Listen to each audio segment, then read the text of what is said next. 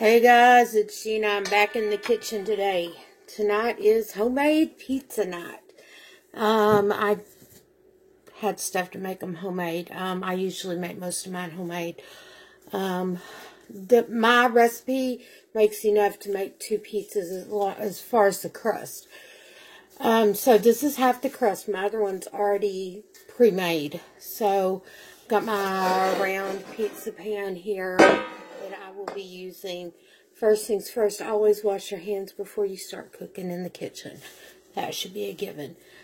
Secondly, I'm going to tell y'all, working with dough to make a homemade pizza is a process. If y'all ever want to see me make my homemade crust, let me know, and I will try to get to that one of these good old days. I did make this earlier in the day so that it had time to do the rise and all that, and to rest and all that good stuff that you need to do with dough to make it. As my phone is kind of going all over the place here because I don't have a great spot to put it. Secondly, my pizza pans, both of them do have cooking spray on them. Whatever brand you prefer to use, I'm using probably some from Aldi or Dollar Tree or somewhere. Places that have it relatively cheaply. Because y'all know I'm frugal. I have to be at this house. I do the cooking and the shopping at this house for all the stuff, and I know what my budget is and what it isn't for groceries, so I do it on the frugal. So that means a lot of stuff from food pantries and Aldi, and when I need to go to the food pantries, Aldi's, occasionally, maybe once a year I'll go to Tops. Maybe once a year I'll go to Wegmans. I love both places, I ain't gonna lie. I just can't afford them all the time. They're not as cheap as Aldi or Dollar General. Dollar General's the closest store to me as far as doing picking up small stuff that you need, like milk or eggs or whatever. In fact, there's $2 Dollar Generals and a Family Dollar. Both are closer to me than a big grocery store. So, occasionally that's where my husband has to go in. And my husband usually is the one at this point in the pandemic going in. Now, as y'all see, it's taken me a few minutes to get this crust completely worked out to the edge of my pizza pan. This is about the size of your normal large pizza from delivery, or Little Caesars or places like that. This is like the size of their large. I worked at Little Caesars a while as a teenager, so I can say that this is about the size of a large pizza. Anywho, it does take a little patience to make this. You'll get little tiny holes. Just keep patting them back together. Don't worry, it's not the end of the world. You can do it.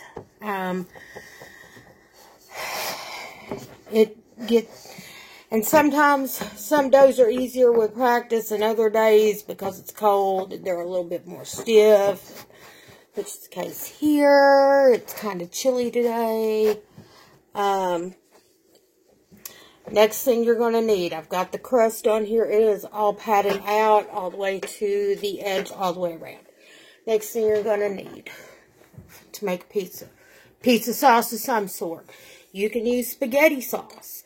Or even Alfredo sauce. If that's what you like on yours. If you like one with an Alfredo sauce, by all means, that makes a really good pizza too. I've done that before. Now, and I'm going to get all that off the edge. I don't want to waste it. Then you'll need a spoon. And just use the back of your spoon Spread your sauce out close, but not directly to the edge, but close to the edge of your pizza. Within, I'd say, about 1/2 to 1/4 of an inch of the outside edge. Because you don't want your sauce all over when you're trying to pick it up to eat. So, you just kind of spread it out. Get it kind of evenly coated, that kind of stuff. It's not that hard to make a homemade pizza. Next thing's next. You are going to need another spoon of some sort. That's why I'm standing where I am. We're going to add some minced garlic to ours, just for flavor. This is like one of my teaspoons, and I'm just going to take it and kind of put some garlic on here. Now, if y'all are allergic to any of this stuff, please do not, by any means, put anything on your food that you are allergic to. I am not an advocate of that. I don't want anybody going to the ER because they had an anaphylactic reaction to my food and stuff. So, if you're allergic to garlic, please don't put the garlic on. Next thing's next. If you're vegetarian, you can skip right on by this part of it. Pepperoni and bacon bits. Again, if you're vegetarian, get the vegetarian kind, or just skip this part all together. Now, I just layer mine up, and I'll just kind of put a few bacon bits on here as we go. We both like pepperoni pizza. And I've got some chopped vegetables over here as well that I'm going to put on here. I have a can of mushrooms, some bell peppers, some onions, and some banana peppers. Those are out of a jar. But, vegetables are good if you have children or teenagers that are picky eaters, that are not allergic to something. They just won't eat it. Grind it up real small, put it in with the sauce. They'll never know what's there. I guarantee you. They'll learn to eat stuff if you grind it up. So, because then they won't be able to pick it off. Things that you learn when you're an auntie, an old school auntie. Youngins, or a mom, or a dad, or a grandma, or grandpa, to these little picky kids. And then just kind of sprinkle you some bacon bits on here. Again, if you're vegetarian, use the veggie kind. I just like this because I'm not having to stand and cook bacon to do this. Okay. Next, we're going to add in our vegetables. And again, it's mushrooms, bell peppers, onions, and some banana peppers in this mixture. I rinsed them all, and then I put them in a kitchen towel because we all know we don't want a soggy pizza. We want one that's nice and crisp and all that good stuff. So, just kind of evenly distribute your vegetables on your pizza. Again, this is one of those where you can grind it up. You can leave them off. That kind of thing. This is more, I guess, more like a Supreme type pizza.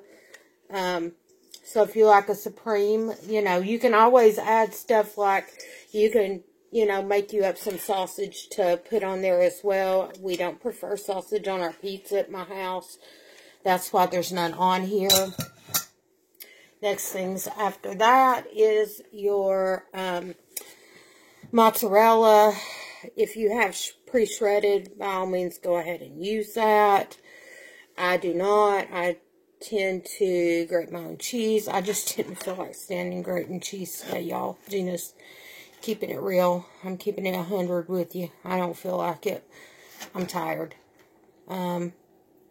It's been cold, and we've been trying to get plastic up on windows over the course of the past couple of weeks, and it wears me out because I'm not climbing or anything, but I'm having to help hold sheets of plastic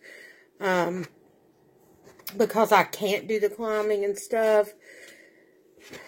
So now we've got our cheese, and then we're going to just put Parmesan cheese on with there.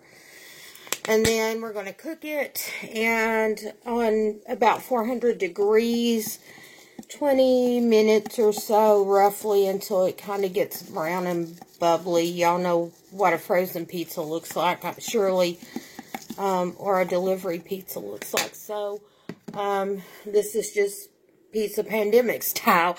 So anyway, I'm going to put in my oven. When they get ready to come out, I will show you that so that you'll know what they look like. All right. See you in a few minutes. Bye-bye.